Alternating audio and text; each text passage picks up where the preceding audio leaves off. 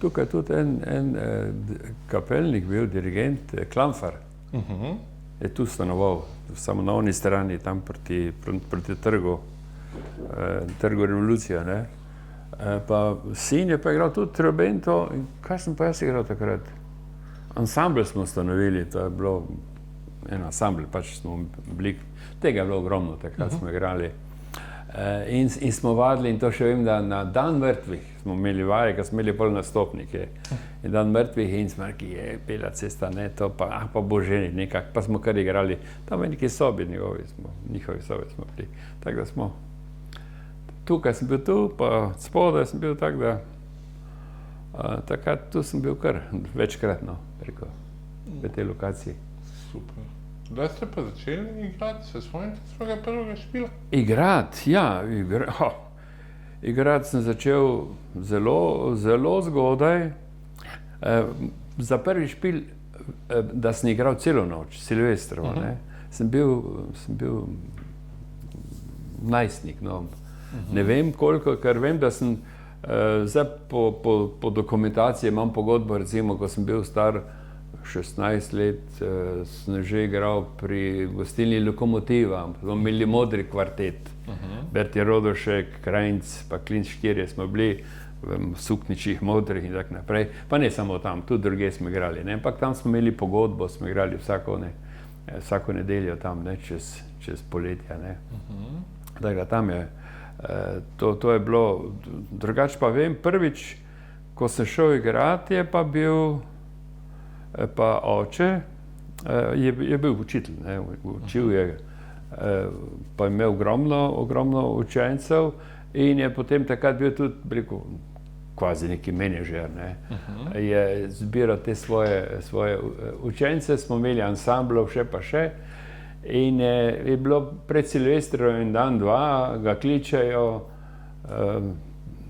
rabimo, ne, tovariš, rabimo ansambl, ne, rekel, zdaj pa smo že vsi smo zasedeni, on je tudi nekje igral, rekel, kaj pa zdaj, kako bomo to, pa rekel, ja, ne moram nič, ne, in jaz sem pa tako blizu tam stal, pa gledal mene nekaj časa, rekel, rekel, mogoče bi pa se kaj dalo narediti, ne, ampak kakega mlade dva bi mogoče spravil skupaj.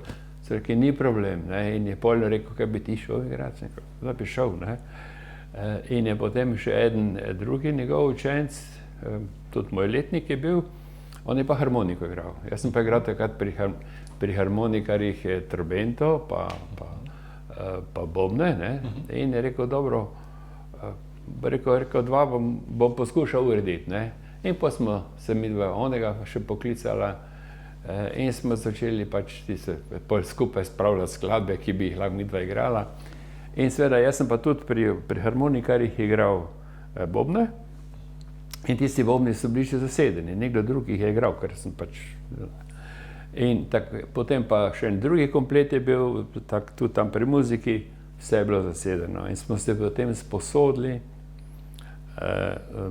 en bobn za pleh muziko, bi rekel, ne, za pleh muziko, tisti plehnati, veliki, na 5 vijakov je bil, seveda to ni bil prirejen za to, tako sem potem pedal, smo neki stari naredili, smo ga popravili, špago privezali gor na bobn in tako naprej, zimprovizirali, eno malo bobnček, eno malo činelco in smo mi došla igrati in smo igrala tu na Pobrežju, tam so bile barake takoj od Europarka na oni strani, tam je bilo tako naselje gor in tam bila ena taka lesena dvorana in tam sem midva prvič začel igrati, koliko sem bil star. Žal ne vem, nimam dokumentov, ampak verjetno kaj, 14 let, kaj takega, no. Pa se spomnite, ne dvomno se spomnite, ampak kako glasbo ste pa igrali, kakva glasba se je v tem času igrala? Ja, seveda, predvsem smo igrali teh, preko očetovih, ker smo bili pač učenci, njegovih skladbic veliko, ne, on je pisal glavne polke pa valčke pa take stvari. Seveda drugače pa tudi tako, preko popularno glasbo, takrat popevke, no, ki so pač bile popularne. In pa seveda, to je takrat, čisto na začetku mojem. Kasneje pa seveda smo poslušali radijske postaje z Luksemburga in tako naprej, to, kar se pač dobilo malo preko detektorjev in tako naprej, in to zapisovali, prepisovali in potem igrali, bi rekel, tudi tako glasbo, ki je bila pač plesna glasba, ne. Takrat so se še bili od razne tile po vojni, ne, pa ti ameriški vpliv je bil tisti, ne, Glenn Miller pa tako naprej. In so take skladbe potem priredili za take manjše zasedbe, kot smo jih mi igrali. Se pravi, ste tudi deloma odraščali tudi z nekim Dixielandom, recimo? Ja, tudi, ja, absolutno. Jazzom, to? Absolutno, seveda. To je bila takrat recimo malo bolj glasba dneva, no? Dixieland je bil seveda zelo rekel, popularen, vsi smo radi igrali, ne, to je bilo takrat v tistem začetku. Ne, potem pa seveda, to je pa kasneje, pa tudi je prišel beat, ne. Seveda, se spomnim, enkrat sem igral z enim ansamblom na neki veselici, sem bil pač tak, so me povabili, da sem bil zraven, in oni so bili bolj tak, kot bi rekli, narodnjaki zdaj, no, to se pravi, igrali so bolj polke, valčke, pa tak naprej, pač na veselicah se je igralo. In potem je seveda beat, ne, zdaj pa boš ti kar začni beat, pa bomo mi kar zraven pol začeli, ne, sem jaz bolj pač koliko sem že znal, pa tak sem tisti beat ritem in pa so oni začeli zraven igrati, pa tak naprej, skratka, taki so bili razvoj pač šel tako pot, ne. Narodno-zabavna glasba se je tu za Avseniki pa tu začela že prej? Se spomnite, že prej bilo to? Je že bilo prej, seveda je bilo prej. To je tudi moj brat, on je 8 let starejši bil, no, zdaj je že pokojni, in on je igral dosti, bi rekel, take glasbo tudi, recimo 2 klarineta, klarinet, trobenta, skratka take razne kombinacije. In še zdaj imam nekaj teh notnih zapisov in so takrat tudi dokaj snemali, precej so snemali za Radio Maribor, takrat je bil seveda na Koroški cesti.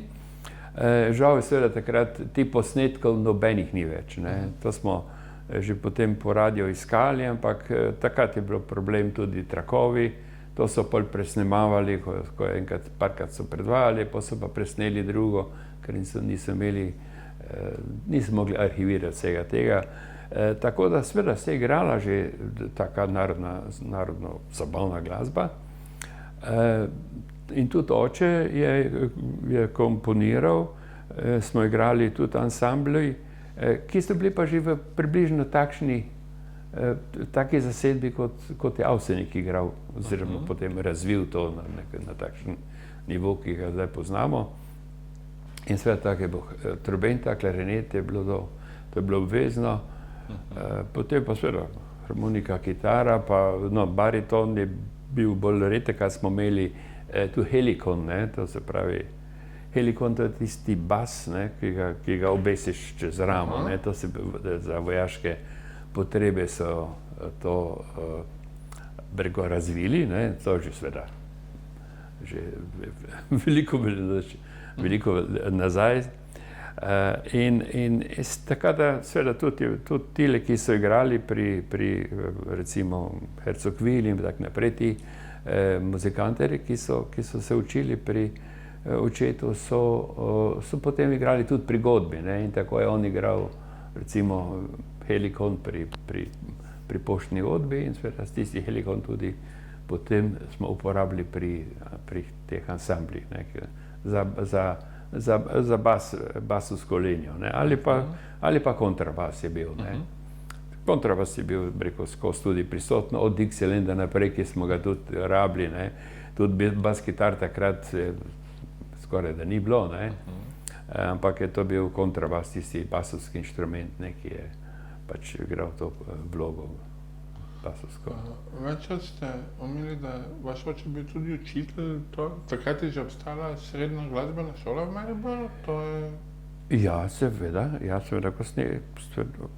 srednja glasbena šola je bila, tudi moj brat je hodil na srednjo glasbeno Je pa seveda oče pa je bil, lahko bi rekel, bil takšen ljudski učitelj, ne. On je sicer bil, je imel tudi nekaj, bi rekel, je bil vojaški glasbenik, je igral tudi, pomagal v operi in tako naprej. Skratka, je bil zelo, bi rekel, talentiran in dober glasbenik, ni se pa profesionalno ukvarjal z glasbo, ampak je to bilo vedno zraven, ne. Tako da je on, bi rekel, poučeval in tako da imel že prve harmonikarski ansambl, imam eno sliko, ki je bila tam narejena med 35. leta, 36. Je imel že tak velik harmonikarski orkester, pa tudi pihalni orkester, ne poštno godbo Zvon na Teznem je vodil, potem pa vzel bo že pred drugo svetovno vojno tudi že poštno godbo, ne, v Mariboru. Tako da se je kar, rekel, nekako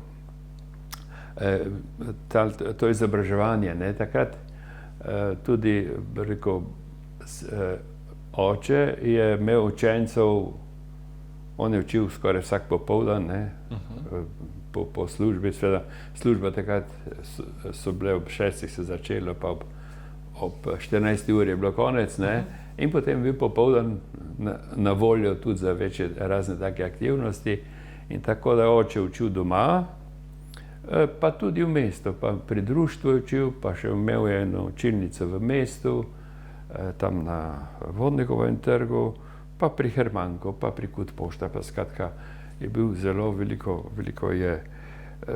veliko glasbenikov je on jih je popeljal, bi rekel, v ta svet in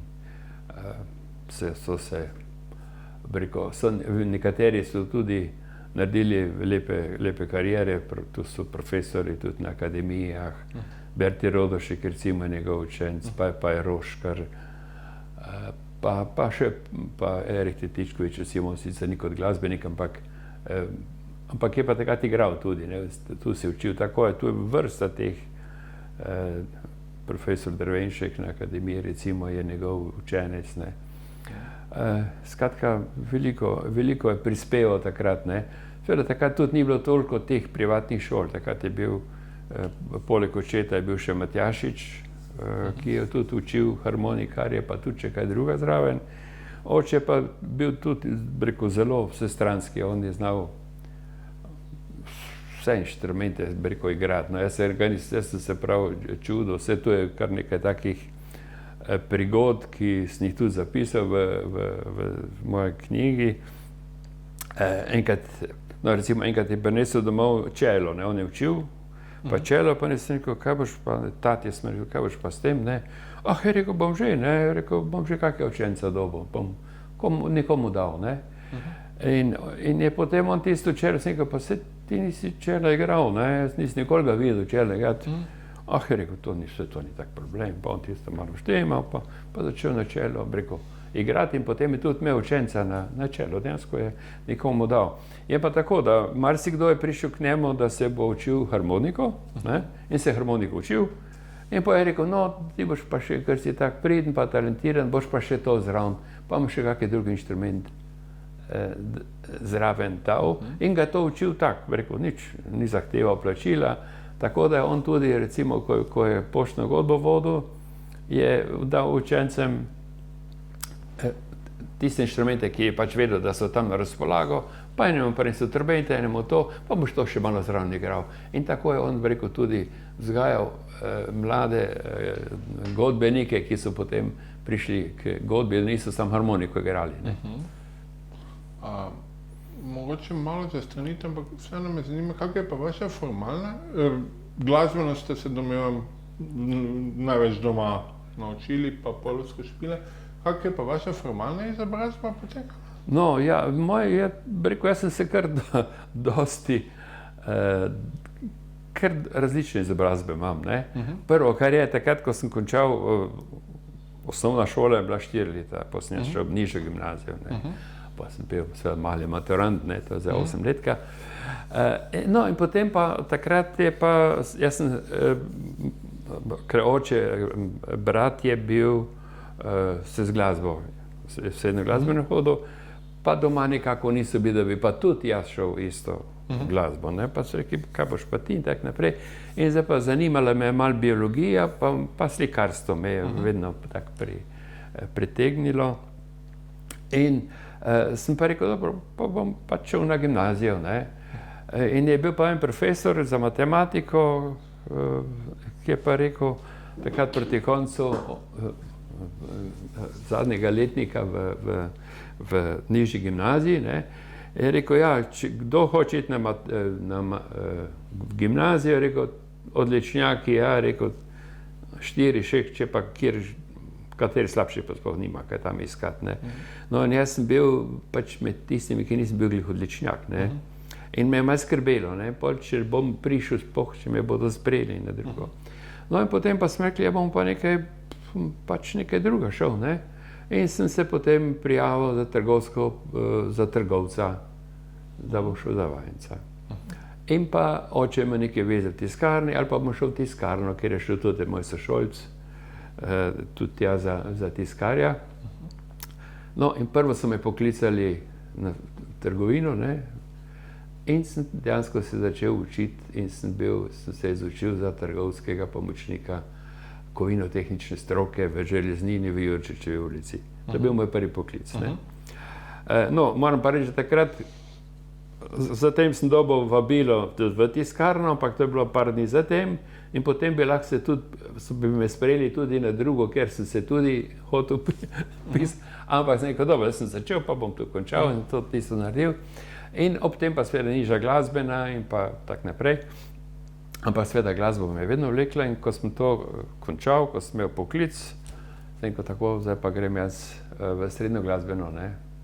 No, in pa je bila mama tista, ki je rekla, pa ni škoda, si že ti toliko imaš zdaj že prakse, pa znanja, pa doživljco trgovsko, pa tako naprej, pa ne bi, da boš samo glasbo, ne, pa no, bom pa šel pa še ekonomsko, pa sem šel v srednjo ekonomsko, sem se vpisal v srednjo ekonomsko redno in srednjo glasbeno sem opet preko te šole tudi zaključil.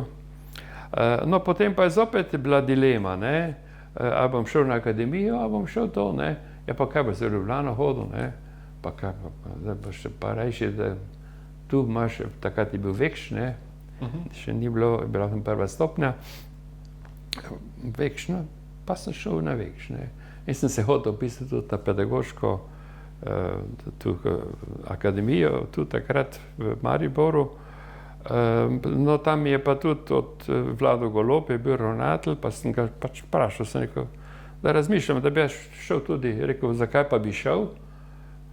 Jaz sem rekel tak, da bi se še nekaj naučil več glasbene, pa rekel, tam boste začeli od začetka, ne, ker rekel, večina tisti, ki grejo tudi glasbo študirati na pedagoško, takrat niso imeli neke take izobrazbe, rekel, ne bo se nič pridobili. Jaz sem rekel, to je pa nič, ne, pol nisem šel na pedagoško, ampak sem se pa vpisal pa na pravo, ne. Prekom pa še, zdaj sem vedno 2 leti, delal sem po 2 šoli, pa sem rekel, ne bom zdaj samo eno delal, pa bom še, sem se na višjo pravno vpisal, no, ampak tisto pa ni šlo več pol, ne, tisto pa ni šlo, zato ker sem se ves čas, rekel, z glasbo ukvarjal, igral, bom rekel, noč pa dan, ampak dostikrat po noči, pa vsi vikendi, pa vse tak naprej, sem bil s tem angažiran, tako da se potem preko pravo sem dal, preko potem sem se izpisal. Razen tega sem pa takrat tudi začel delati pri katedri, ne. Tam so iskali sekretarja uredništva in tole uredništvo je bilo takrat na Slovenski ulici, Slovenska 5. Takrat sem jaz pol tam, 1 leto smo bili tu, potem 1 leto smo bili v študentskih domovih, no, 2 leti, 3 leta skoraj sem bil potem sekretar, pa tudi neke urednike, humorja sem bil, pa tak naprej. In takrat je bil Jančar, z Jančarjem, pa s Partličem, pa cela vrsta teh, preko teh znanih, Pol Ujčič, pa še bi lahko našteval ta imena, s katerimi smo takrat skupaj, preko delali pri katedri, da smo. In seveda, Ste se tudi kaj politično udejstvovali v tem času? ne, politično sem se pa, s politiko se nisem hotel namenoma, čisto iz principa sem rekel, s politiko se ne bom ukvarjal, čeprav pa tudi ni bilo čisto tako, čisto nisem se mogel temu izogniti, ampak nisem se nikoli vezal. Bil sem predsednik recimo Zveze študentov na Vekšu, kar pač jaz sem rekel, jaz se samo za študente se brigam, pa nočem politiko, nisem nikoli šel v partijo iti in tako naprej. To sem tudi včasih, mogoče kakšne stvari, sem manj uspešen bil, ker nisem kako mesto mogoče dobil, ki bi ga lahko dobil, ampak to me ni motilo, jaz sem se ves čas posvečal poleg ekonomije, ki sem jo pol tudi drugo stopnjo končal, ampak sem pa glavnem sem se pa z glasbo in s kulturo ukvarjal celo življenje in se seveda izpopolnjeval, tako da sem to, kar nisem potem formalno glasbeno nadaljeval, sem pa bil po vseh mogočih poteh sem prišel do znanja delno, tudi včasih sem Graz hodil, Berti Rodošek, pa še nekateri kolegi so hodili na Jazz inštitut v Graz, in tako da včasih sem se pol z njimi peljal, kolikor mi je pa čas dopuščal, da sem tam malo spoznaval, da sem literaturo spoznaval, da sem se lahko sam potem izpopolnjeval. Recimo, ko sem bil pri vojakih, sem prevajal skupaj z kolegom Branetom Weisbacherjem, sva prevedla en učbenik za inštrumentacijo, recimo za big band in tako naprej. Tako da sem se v to stvar poglobil. Razen tega pa sem se bil na raznih seminarjih, mojstrskih teh tečajih po Nemčiji, v Avstriji, tudi v Ameriki sem bil, pa v Angliji, pa tako naprej, Holandiji, Nizozemski. Tako da sem veliko izkušenj, veliko tega pač pridobil, kar sem potreboval pri mojem delovanju potem pač kot dirigent.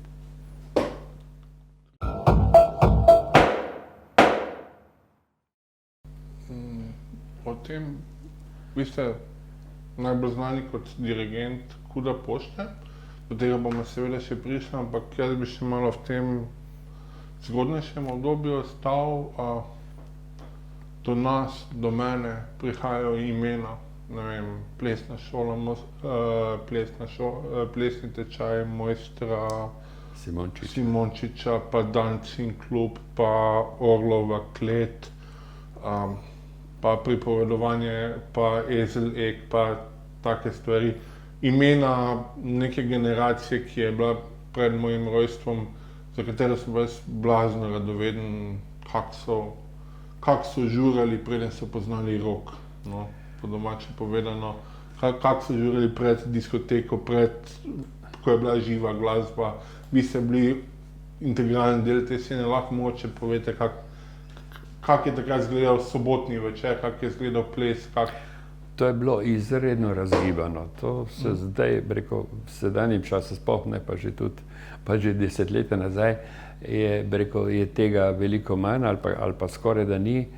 Takrat se je igralo, v vsakem lokalu skoraj je bila živa glasba. Tako da recimo v centru mesta smo imeli dva nočna kluba, to se pravi bil bar pa Dancing, kjer se je od polnoči do 4 je bilo to nočno življenje. Predtem je bila Astoria glasba, je bil kino kavarna, je bil kavarna Jadran, je bil velika kavarna. To so bili te stalne točke, kjer smo igrali, oziroma pa so igrali, seveda nekateri profesionalno. Potem je tudi seveda Slavija prišla, tudi so odlični bendi, Slavija Pejcev, so bil eden izmed odličnih zasedb. In tako da jaz sem takrat, moram reči, da tam za Astorijo, zadaj smo rekli Bobi, to zdaj pol so Bobi drugje, bil tam pri frančiškanski cerkvi. Ampak tam smo rekli Bobi in tam smo se dobivali glasbeniki, pa seveda tudi ostali, In če si šel ti tja popoldan, to je bil sigurno kakšen muzikanter tam, ne?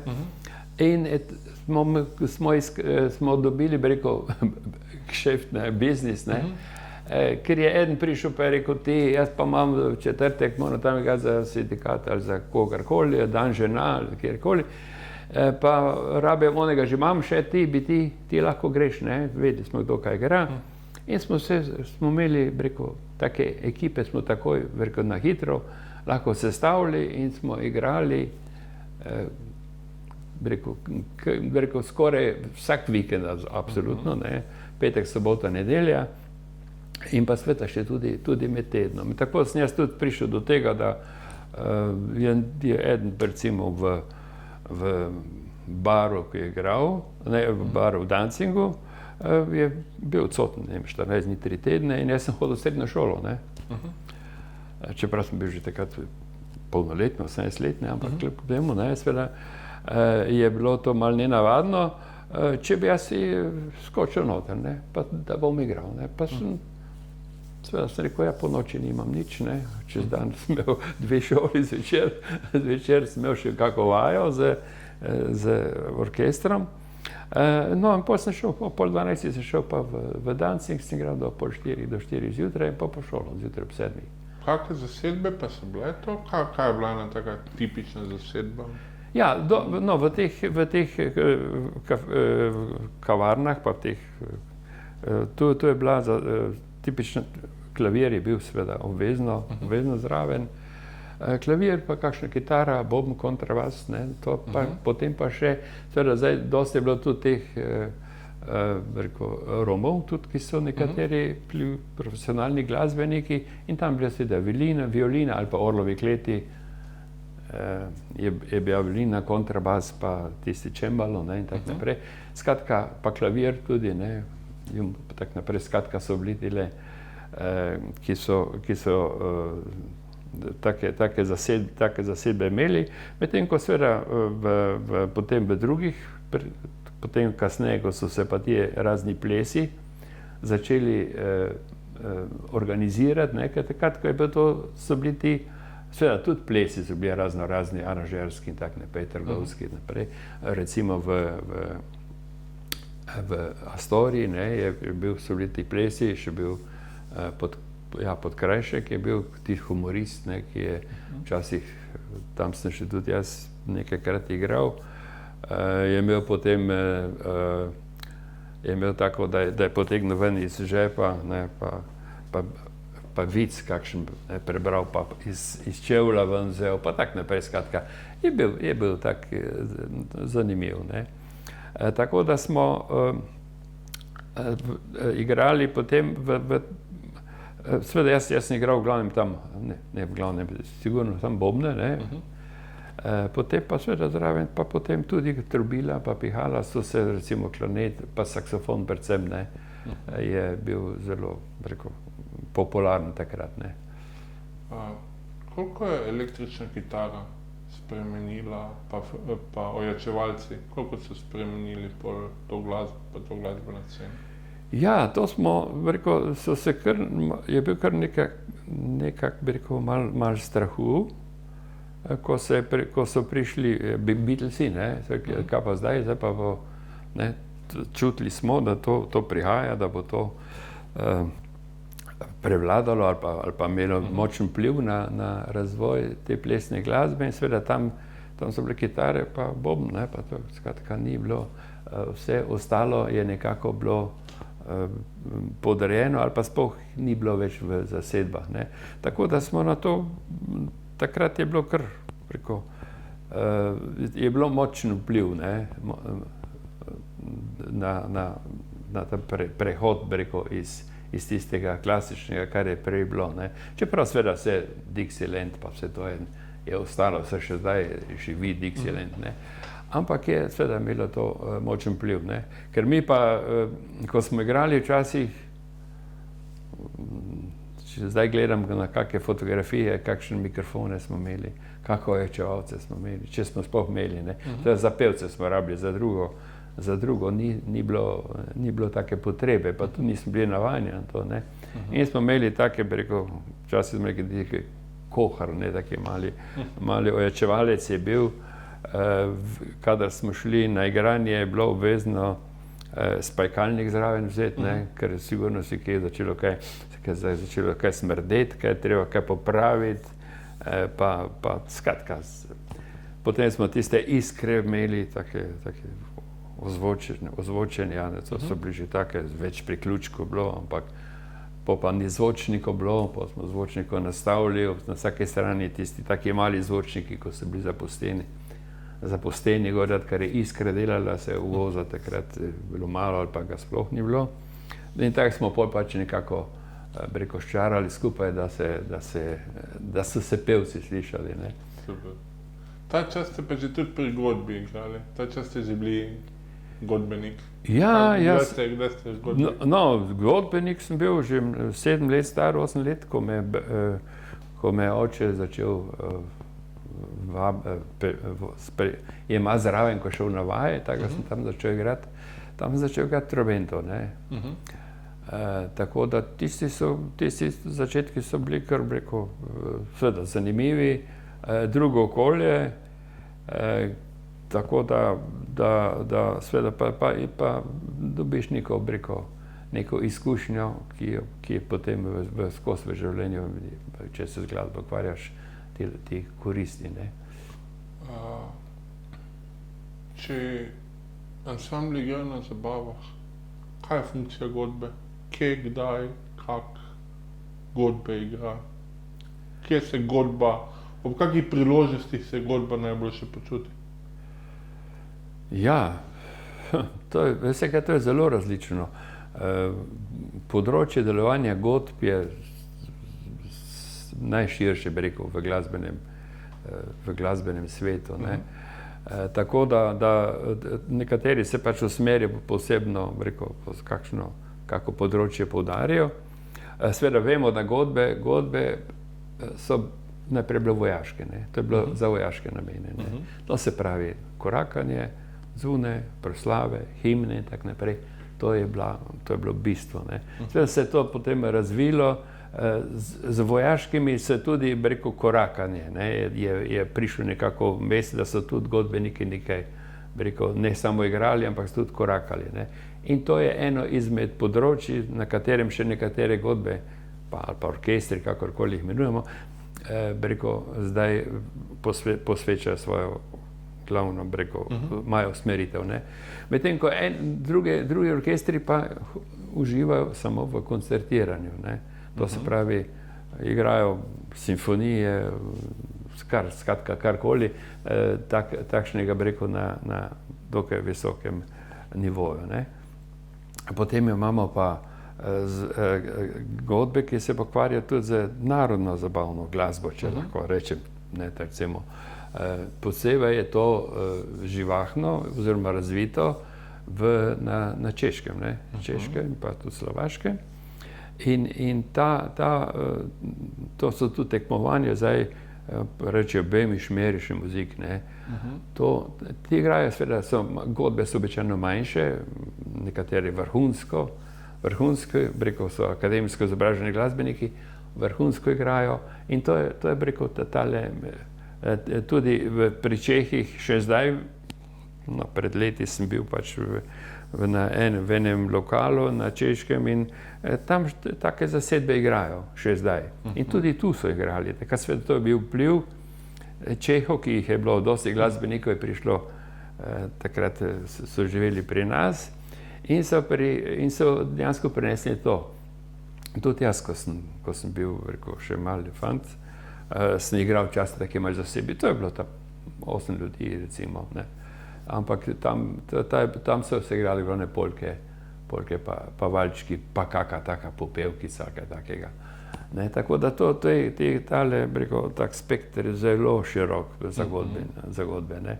In seveda, eni zdaj koncertirajo, ne, eni delajo več stvari skupaj in tudi, recimo jaz, ko sem vodil v pihalni orkester kot pošta, sem gojil, bi rekel, se trudil, da smo gojili 2 stvari. To se pravi, eno, delali smo šov, kar se, bi rekel, To se pravi, da godba koraka na posebno prirejeno glasbo in izvaja določen koreografijo. Ne. To je seveda zahtevno po svoje, ne. In s tem smo mi prodrli dosti po svetu, daleč smo z njim prišli po celi Evropi, smo gostovali po teh raznih velikih festivalih, so nas vabili, tudi konec koncev tudi enkrat tudi v Moskvi na Rdečem trgu, kjer smo imeli več kot en teden, smo vsak večer nastopali in tam so nastopali glavni profesionalni vojaški orkestri, no, in mi smo takrat pač zastopali nekako Slovenijo. Sicer pa predvsem po Nemčiji mislim, da ni večjega kraja od Leipzig, Dresden, Berlin, Kiel, Stuttgart, Frankfurt, vseh teh največjih halah smo nastopali, tako da če bi to seštel, ne vem, oziroma navedel vse te kraje, bi tega ogromno, tudi v Angliji smo bili, ne, kjer, in ko nastopaš to v teh velikih prireditvenih prostorih, halah, to je v glavnem noter, ne, v zaprtem prostoru, ampak tam je po nekaterih te hale so po 10,000 ljudi, ne, se poznamo, ne. In je to, kar zanimivo, ko prideš noter, reflektorji, 10,000 ljudi te gleda, vidijo, gledajo vsak tvoj gib, poslušajo, kaj delaš. In skratka je to zanimivo, ne. Tako da to je eno tako področje. Drugo je pa, kar smo s Poštnim orkestrom delali, pa seveda koncertno. Mi smo ogromno CD-jev tudi, no ogromno, pač kar nekaj, no. Mislim, da 11 CD-jev smo posneli, da pa seveda še prej plošče gramofonske, pa kasete, tako da, in to je bilo pa seveda, to so bili pa tekmovanja seveda pri nas, kjer smo tudi, je orkester vrščen več na višji razred, kakovostni, razen tega pa tudi po Evropi smo gostovali, ne, tekmovali od Göteborga do Barcelone, do Valencije in tako naprej. Kjer je pač seveda poudarek čist na drugem, tam je pa seveda zahtevni program, tekmovali smo vedno v najvišjih kategorijah zahtevnostnih in tako da je, to je treba pač potem, to so te različna področja, ne. Seveda, eni pa igrajo tudi pri nas, ne, recimo pa se bolj posvečajo, v narodnih nošah igrajo, pa igrajo avsenika, pa tako naprej, ne. Tako da, to je zelo široka paleta delovanja godbeništva. V bistvu zdaj v strahu, da bom rekel kaj res napačnega, ampak če jaz to prav razumem, pri nas eno kar redno prizorišče godbenega življenja so koncerti v parku. Vsako nedeljo je koncert v parku. Tukaj si recimo naši gledalci lahko grejo kar nekako redno ogledati godbe na delu, če se ne motim. Ja, to je res, ne. Zdaj seveda tudi koncerti so v zaprtih prostorih, recimo v Unionski dvorani predvsem, ne, drugje skoraj za godbo ni dovolj prostora, ne. Ta dvorana je idealna in tu smo recimo s Pošto, pa tudi z godbo veteranov, pa tudi ostale godbe in orkestri se tam pojavljajo, ne. Je pa seveda tam publika, tista ciljna, tisti, ki so vezani, pa ki poznajo in tako vejo, ne. Medtem ko v parku to je pa takšno bolj na lahko, na easy bi rekli, ne. Tudi program, ki ga godba izvaja v parku, ni tisti, kakršnega običajno igra v zaprtem prostoru, ne, na takem recimo spomladanskem pa novoletnem koncertu, ne. Vse, kar Pošta ima zdaj že da jaz njih imel 49, 48 spomladanskih koncertov, ne. pa nekaj čez 30, 34 je bilo novoletnih koncertov. In to so tradicionalno, vsako leto, ne, z določeno temo in tako naprej, kar je zanimivo. No.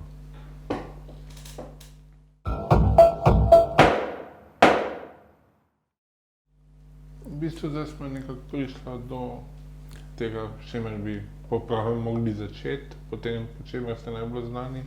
52 let ste bili dirigent KUD-a Pošte.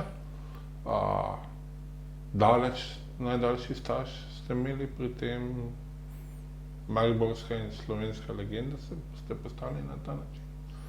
Pa me zanima mogoče, kako ta anekdota, ta zgodba, kako ste postali dirigent, kdaj pa kako ste dobili palčko? Ja, to je bilo seveda zanimivo. Leta 1967 je bilo tekmovanje med slovenskimi mesti televizijsko. In ta mesta so, zdaj točno katera mesta so vse bila, mislim, so večja mesta in seveda v finale se je uvrstila Ljubljana in Maribor, ne, in smo mi potem s Poštno godbo tudi takrat igrali, takrat je bil Šima Tante, dirigent, on je bil 3 leta dirigent za mojim očetom.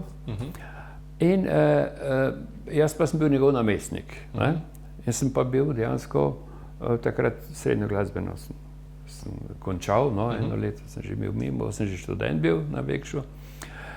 No, in seveda potem smo premagali Ljubljano, ne, kar je bilo seveda, smo bili strahovito veseli, ne. In potem je pa za nagrado je bil pa nekednevni izlet v Rim. In potem je bila skupina godbenikov, da nas je bilo 7, tudi dirigent bi ne šel, ne, takrat pa on je rekel, da ne more in sem jaz kot njegov namestnik šel zraven. In smo se bili v tej skupini. In ko pridemo nazaj, ko se vračamo, smo izvedeli, da je dirigent pa med tem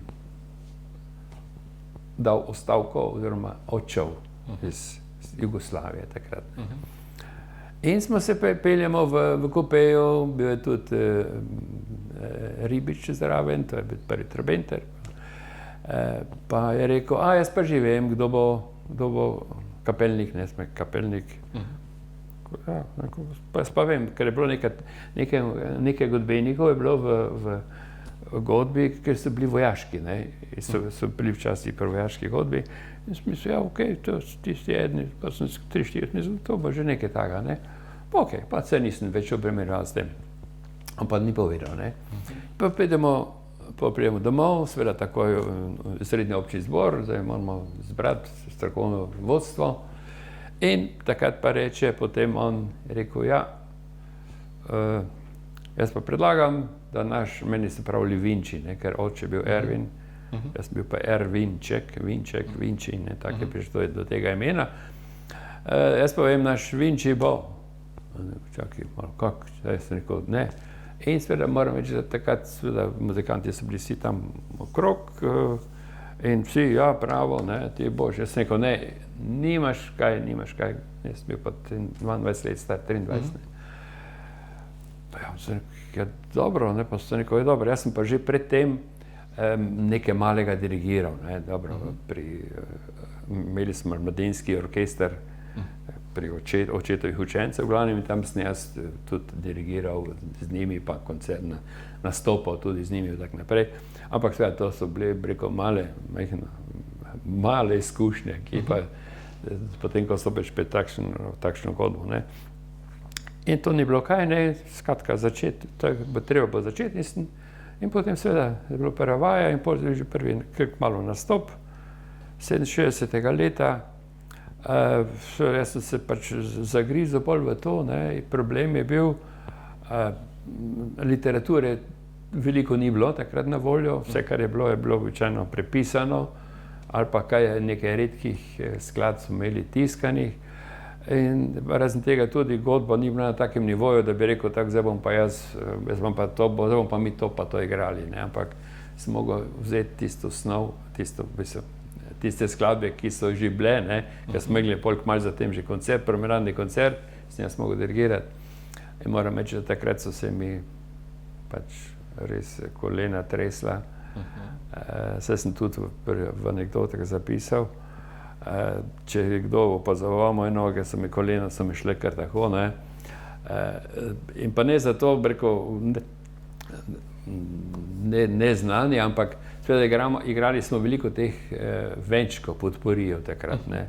In to so pa pesmi, pa se konča, pa malo zadrži, pa en korona, pa zopet en prehod, pa ima neki en ton zaigrati, pa spet. Skratka, cel kup takih, ki so pa za dirigenta, ki še rekel, nima toliko izkušenj, lahko kar problematična. Ampak na srečo smo kar dobro speljali tisto, oziroma sem dobro speljal, ker seveda vsi ti, ki so pa 2-3 v godbi so bili, pa so mislili, da bodo mogoče oni prišli na to mesto in sve so zagledali, in zakaj bo pa zdaj tudi ti mladi, ne, ali bo, kak bo, ne. No, ampak moram reči, da sem kar nekako mi je uspelo. In takrat je tudi Večer napisal, da sem z 23 leti najmlajši kapelnik, dirigent godbe v Jugoslaviji. Ampak skratka, to je bilo pač takrat napisano. Tako da takrat preko takih so bili začetki, ne. Do konca sem prišel, da sem pa skoraj najstarejši, ne.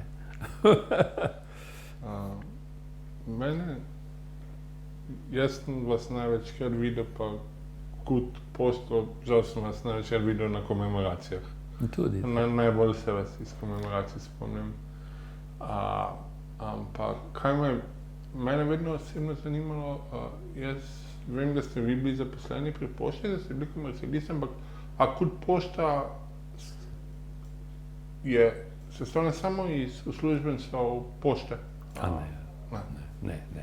Ne. Takrat, ko so ustanovili godbo, to je bilo leta 1931, so bili to uslužbenci pošte, telegrafa in telefona, ne. Zdaj imamo tisti zapisnik tudi. Seveda potem, počasi je pa to, rekel, so še tudi drugi prihajali, ne. Seveda, zdaj pa, potem pa, dokler je tak nivo, da si to lahko dovoliš, je pač vzameš vsakega, ne, ki je kolikor toliko znal, nekateri, tudi ko sem jaz prevzel, vem, da sem mogel nekaterim pokazati, pa moraš tu udariti, ne, pa note on gledal, ampak on ni tistih not, se ni znašel, ne, ampak je gledal predvsem, kaj mu bom jaz pokazal. Medtem ko, seveda, potem, ko se je pa nivo dvigoval, ne, je bilo pač, bilo pa treba iskati, seveda, širši krog in sedaj je seveda, rekel, bolj ime pošte, ne, kot pa rekel, da saj jih je nekaj, ki so še zaposleni na pošti, ampak je seveda to, rekel, dosti manj, kot je pa to, ali pa skoraj, rekel, ni omembe vredno, ne, ampak seveda, ker glasbeniki, to, kar zdaj si mu izvaja orkester, to moraš imeti, brez izobrazbe glasbene ne moreš igrati. In to je veliko je zdaj potem akademikov, že akademsko izobraženih. Ko sem jaz začel, sem bil edini, ki sem imel srednjo glasbeno šolo.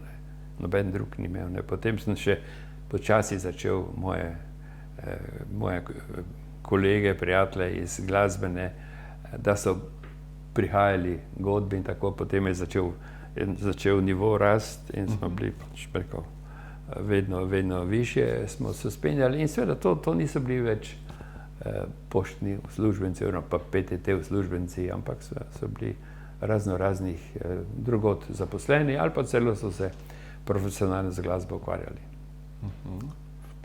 Danes je Kult pošta sestavljena predvsem iz profesionalnih glasbenikov? No, ne. To so, delujejo ljubiteljsko, ne. To se pravi, noben ni tu zaposlen, je pa seveda res, da je pa veliko teh glasbenikov, ki so se pri nas, rekel, kalili, ne, in so začeli pri nas, so potem šli profesionalno pot, ne. In ti še vedno ostajajo člani, ne, in ti se pri večjih projektih se vključijo. Ne. Tudi razni profesori, ki so okrog po raznih šolah in tako naprej, ne. Tudi če niso v Mariboru, ampak ko je kako tekmovanje ali ko je kakšen koncert, jubilej, potem oni pač pridejo na tiste neke vaj in da lahko potem sodelujejo. Tako da, zdaj to točno, zdaj procent ne vem, ampak je veliko ljudi je, ki ima že akademijo končano, ne. Seveda več jih je pa takih, ki imajo tudi že srednjo. Čeprav so pa tudi nekateri, ki imajo pa nižjo glasbeno šolo, ampak seveda ti so pa preko tisti stebri, ki držijo dejansko, da orkester deluje. Ker tisti, ki že dela v Ljubljani, v Zagrebu, kjerkoli, tisti ne more tu delovati, ker društvo pa mora nekako živeti, ne, mora biti neko telo, ki to drži skupaj in načrtuje, kaj se bo dogajalo v bodočnosti. Recimo, ko ste dobili dirigentsko palčko, ko ste prevzeli orkester, ko ste postali kapelnik, kaj so bile vaše, če spomnite še, kaj so bile vaše ambicije, kam ste hteli orkester pripeljati? Seveda. To je bilo, vem, da smo imeli, pri Sveti Ani smo imeli prvi občni zbor in takrat sem jaz imel, godba je bila tam nekaj, 25 ljudi, nekaj takega, ko sem jaz prevzel. Potem vedno smo se še sposojali neke od gasilske godbe, tako, če je bilo treba kaj večjega narediti. In sem rekel, ne, da si jaz želim pač, da pridemo v višjo kategorijo, med prvo kategornike slovenske, da nas bo vsaj 45 in da bomo seveda pritegnili še čim več mladih. In takrat je bil tudi pri pošti direktor, ko sem rekel, kako imam jaz vizijo in sem povedal, da bi rad, da mi nas bilo vsaj 45, ne. Jo je rekel, joj, to pa ne, to pa ne, to je škart, to pa ne bi vam priporočal, mislim, da kar tako kot je, mogoče še kaj zraven, ampak ker smo imeli takrat avtobus, ki ima 38 sedežev. In mi smo seveda s tistim avtobusom, tisti avtobus nam ogromno pomenil, ne. Pošta ga je seveda vzdrževala, to je bil neki star avto, tovornjaki so ga bolj predelali, tako naprej, in je bil super, je bil za nas, ne. In seveda uporabljali smo ga pa predvsem godba, ne, pa planinci so dosti hodili okrog, ne, in to smo pol, seveda godba imela pač vedno prednost, da smo vedno imeli tisti avtobus na razpolago, kada smo, to se nič ni stalo, ne. In zdaj pa se pride tam neki Hartmann, pa on bi pa rad imel 45, ja.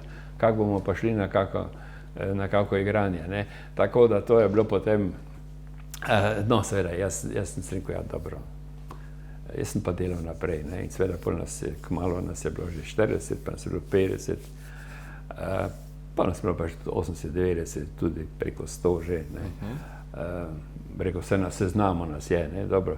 Na vsi ti koncerti, ki so se odvijali v zadnjih 20 letih, morda nas ni bilo na oder pod 60, ne. To je pa taka ena optimalna številka, ne, 60 do 70 je to taka obvladljiva skupina, ki ima pa seveda tudi dobro zasedeno, optimalno zasedenost, ki je pač potrebna za izvajanje programa, zahtevnejšega programa. Seveda pri Koračnicah ali pa tam je tudi 28 ali pa 25 dovolj, ne, ampak če pogledaš neke koncertne stvari, pa mora biti že polno zasedeno. Kako pa težji program, jaz imam predvsem iz teh manjših koncertov, kar sem parkrat videl v parku, jaz imam občutek, da je eno jedro teh skladb tam v obdobju Avstro-Ogrske mogoče iz preloma stoletja, ali so to tudi novejše skladbe?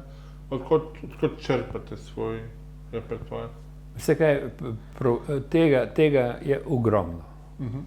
To nekdo, ki se s tem ne ukvarja, se ne more predstavljati, koliko skladateljev po celem svetu piše. In to je zelo razširjeno, predvsem seveda na zahodu, pa tudi, če gledamo Kitajska, pa Japonska, pa Amerika in tako naprej. literature je neskončno veliko. Ne. In tudi vse neskončno veliko je pa tudi dobrih, pa tudi slabih. Ne. In se je treba pač tisto ta pravo izbrati. Nekaj je eminentnih skladateljev v svetovnem merilu, ki pač pišejo, ne pišejo nič slabega, ampak pišejo ali pa so pisali dobre stvari. In to kar naprej, to se kar naprej dogaja.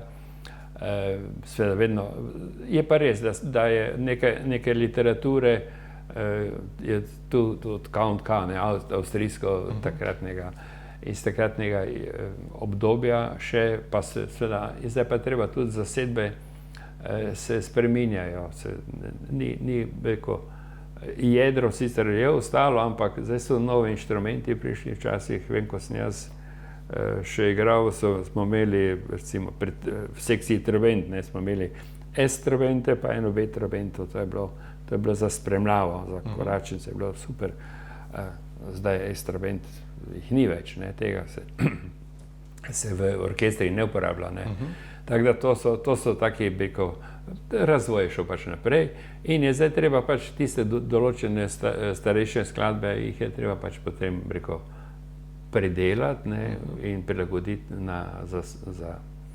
za te sodobne zasedbe. Se pa tudi opere, tudi vemo Verdi, recimo pa tudi takrat so bande, kot pravijo Italijani, bande so igrale njegove tele arije. Pred premiero so tiste arije že igrali, zunaj in tako naprej. Takrat seveda ni bilo radio in tako naprej so potem na ta način med ljudi spravili te čudovite melodije, ki jih je pač recimo Verdi napisal. Rigoletto, mislim, da je 3 ure pred nastopom solistka ali solist dobil glavno arijo, ker se je Verdi bal, da bo cela Italija pela preden. Ja, tako. Kaj znotraj godb, znotraj glasbe tudi obstajajo različni žanri? Je žanrsko lahko moče kaj povedati o tem, pa moče tudi malo o svojih estetskih preferencah? Ja, gledajte, seveda obstajajo, recimo, kot sem že prej omenil, nekateri so bolj za narodno zabavno glasbo, medtem ko big bandovska literatura sploh ni problem, vsaka godba lahko igra skladbe, ki igra big band, z majhnimi dopolnitvami, se lahko se to izvaja. Tako da seveda odvisno je pač od afinitete tistega, ki pač stoji pred orkestrom, kaj mu je bližje. Zdaj, seveda, ker ne moreš pa sam biti tam, ne moreš pa samo reči, meni je pa to všeč, pa bomo samo to igrali, ampak moraš upoštevati glasbenike, da so oni po svoje zadovoljni, da se čutijo, da se v tem živijo s to glasbo tudi, ker oni so ljubitelji, pridejo na zvečer 7 na vajo in oni pridejo zato, da bojo muzicirali, da bodo uživali. In zato ne moreš jih zdaj tam mučiti z nekimi stvarmi, ki potem jih ne bodo oni vzeli tu za svoje.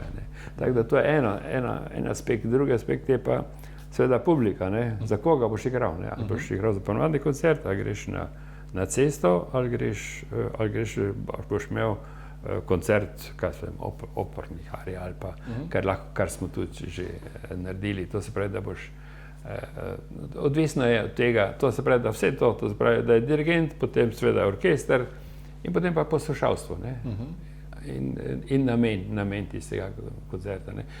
Ali pa včasih smo dosti igrali razne, ko so bile proslave, pa te politične, smo pač tiste stvari morali, ker tam nisi mogel igrati nekaj, kar bi bilo čisto nekaj druge, ali pa ko bi lahko v cerkvi igral.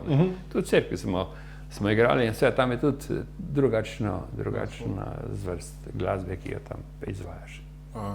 Si znate zamišljati, kot bo igrati v pekarni? V pekarni, v mariborski pekarni, tem glasbenem. Ja, vem, ja. Ja, gledajte, nikoli ni nobena pobuda prišla, ne. Zakaj pa ne? Mislim, da so tudi orkestri delajo razne kombinacije z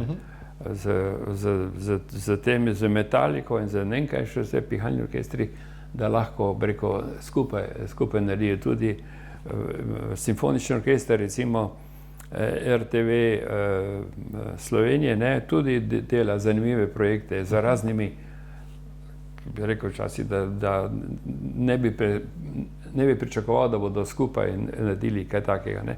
Pa so naredili, tako da tu so, rekel, to sploh ni nobenih omejitev, razen če ni, rekel, v ljudeh tistih, ki to delajo, a so za to ali niso, ne. Ja, razumem. Ja. Kaj si štejete za svoje največje uspehe? Ja, kaj pa jaz vem. Mislim, da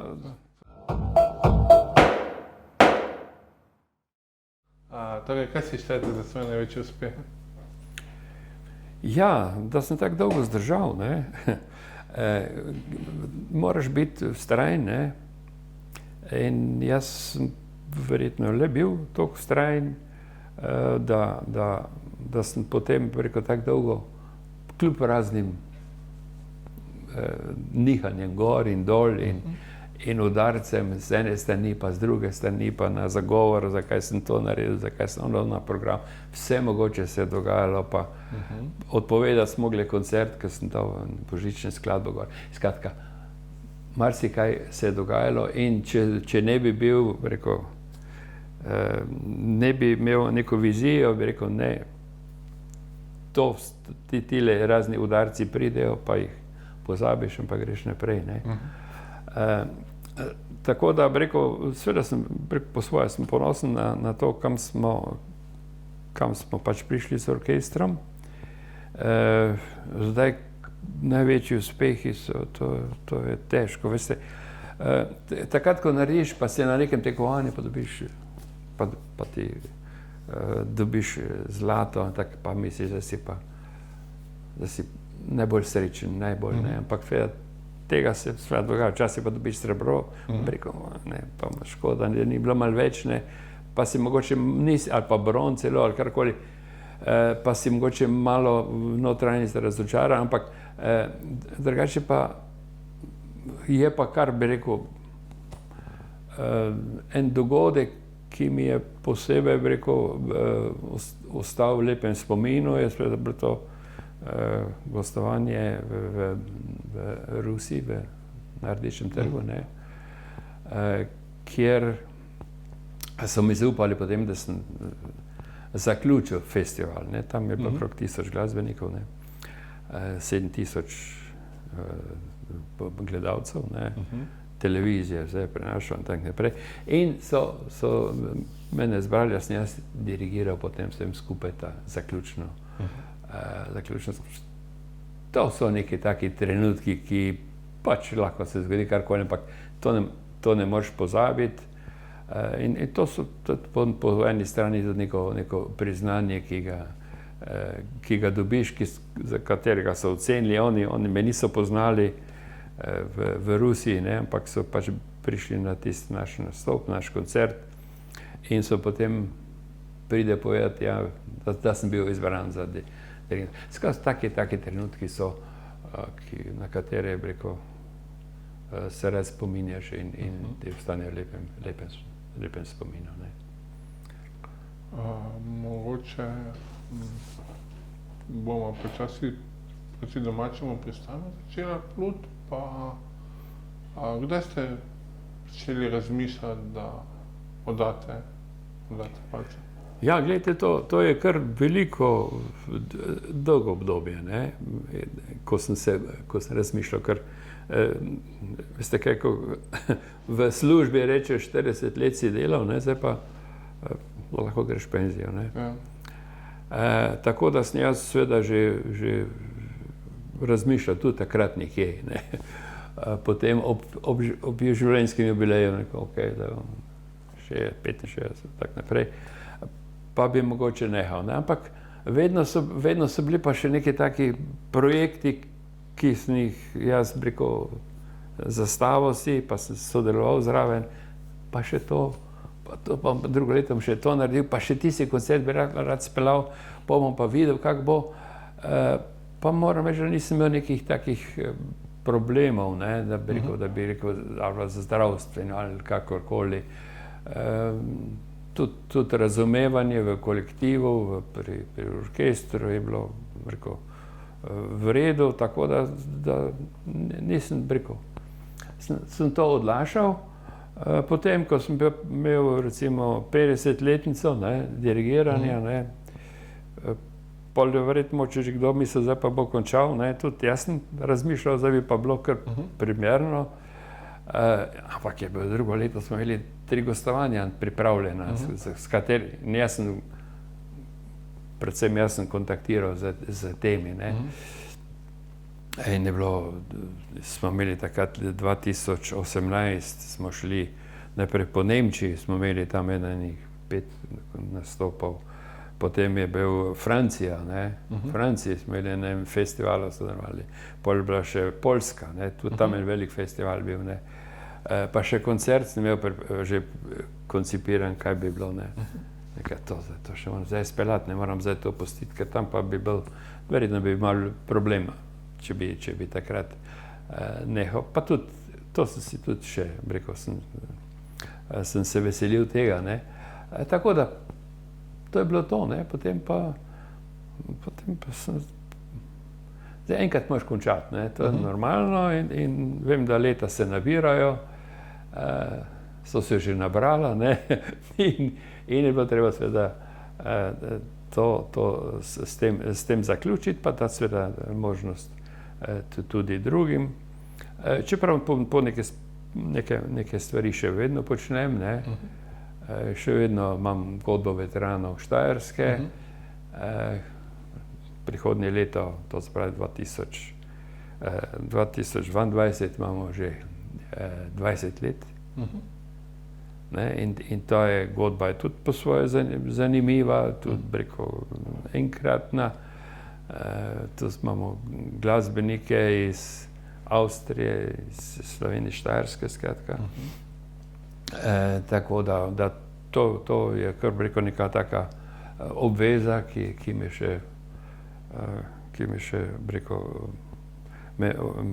mi pač daje še določene obveznosti, razen tega pa še imamo rotarijc tudi, sicer v Avstriji, in imamo tudi rotarijski orkester pihalni, to je edinstven na svetu, takega orkestra ni, v katerem pa igrajo tudi Avstrijci in pa Slovenci. Potem pa imamo še slovenski veteranski orkester, v katerem smo pa iz vseh godb Slovenije skupaj in imamo vsako leto en nastop, recimo v Cankarjevem domu in tako naprej. Tako da imam take tri skupine še, s katerimi se ukvarjam. Samo seveda ni tako, kot je to bilo prej. Prej je bilo to 2-krat na teden vaja, pa še poprečno, če se enkrat tedensko, ampak ni dobro, včasih nič, potem pa enkrat prije veliko nastopov. Ampak je, rekel, stalna obveza. Jaz nikoli nisem šel na dopust, recimo v septembru, ker smo takrat že na polno steklo vse. Tako da zdaj pa počasi se poskušam odvaditi, oziroma tega sem se že odvadil. To za pošto, pa recimo torek pa četrtek, zdaj včasih v torek, petek, to me zdaj več ne obremenjuje. Včasih pa, ko je bil torek, to sploh ni bilo vprašanje, zvečer je vaja, pa je bil dež ali sneg, ali bo zasedba, ali ne bo zasedba, jaz sem seveda bil. In to so take obveze, ki pač, če resno jemlješ, potem si tam vpet v tako dogajanje. Mogoče še eno bonus vprašanje, spet se opravičujem, če bo ignorancija, ampak je iz pristne dovednosti. V skladenju ste se tudi kdaj poskusili? Ja, seveda, sem tudi poskušal, ne. Nekaj skladb sem naredil, predvsem seveda bolj tam na začetku mojega delovanja. Imam nekaj skladb narejenih, ne. Moram pa reči, da potem z ozirom na številne obveznosti, bil sem potem tudi 25 let vse skupaj predsednik Zveze slovenskih godb, Združenja pihalnih orkestrov, ki je zahtevalo veliko angažma, pa funkcije, pa služba, pa skratka vsega tega, pa pri Zvezi kulturnih društev, pa skratka, to je bilo tako, da se temu nisem potem posvečal, pa zakaj tudi ne? Zato, ker sem rekel, toliko je dobrih skladateljev, ki samo to delajo, ne? Pa kaj bom se jaz zdaj še tu mučil, pa potem nekako, bi rekel, vsiljeval z mojimi deli, čeprav nekatera so bila kar lepo sprejeta, ampak je toliko tega, da sem rekel, bom se jaz reči ukvarjal samo z poustvarjanjem, ne. Pa bom dal druge možnosti, pa tudi druge, bi rekel, bom spodbujal, tako da smo tudi, pol sem leta 1990 sem ustanovil glasbeno založbo, ki pač je skrbela predvsem za slovenske skladatelje, za pihalne orkestre, čeprav tudi didaktično literaturo imamo in vse ostalo, pa tudi za ostale druge zasedbe, ampak seveda poudarek je bil pa ravno to, ne, ker je tudi moj brat je nekaj skladb napisal, oče tudi, tako da smo po to izdali. Potem pa seveda smo imeli tudi, imamo večino Adamečevih skladb smo izdali, pa Štruclja, pa skratka drugih slovenskih skladateljev. Tako da sem na tak način nekako spodbujal slovensko glasbeno ustvarjalnost. Super. Je mogoče za konec še kaj bi radi povedali? Ja, pravzaprav, kot sem že rekel, treba, če hočeš uspeti, se moraš marsičemu odpovedati, da ni samo, bi rekel, talent tisti, ki ti omogoča, da uspeš, ampak je bolj ta vztrajnost, ali pa tudi, bi rekel, da si trmast, ne, da vztrajaš, da ne popustiš. Tako kot je moja pokojna mama rekla, ti bi tudi šel, če bodo prikle letele, ne. To se pravi, in sem res, če sem si neki cilj zastavil, sem se res maksimalno trudil, da sem ga dosegel, in seveda to je tudi v življenju pomembno, ne, da cilje dosežemo,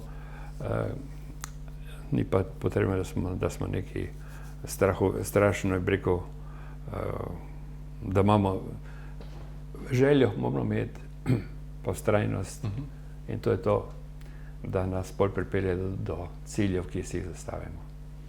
Gospod Erling Hartmann, najlepša hvala. Z veseljem.